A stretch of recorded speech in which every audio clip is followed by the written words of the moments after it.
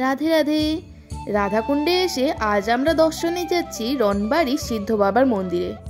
এই দেখো আমরা কিন্তু মন্দিরে পৌঁছেও গেছি। মন্দিরে পৌঁছেই দেখি এখানে তো হাজার হাজার ভক্তের সমাগম, কারণ আজ সিদ্ধ বাবার তিরোভাব মহোৎসব। মন্দিরে প্রবেশের পরে আমরা সিদ্ধ বাবার জন্য মালা এনেছিলাম, সেই মালাটা দান করে দিলাম। আর এই দেখো আমার মালাটা কিন্তু সিদ্ধ বাবাকে পরিয়ে দিল। আর তোমরা সবাই দর্শন করে নাও সিদ্ধ বাবাকে। সিদ্ধ বাবাকে দর্শনের পরে আমরা সবাই মন্দিরে প্রবেশ করলাম।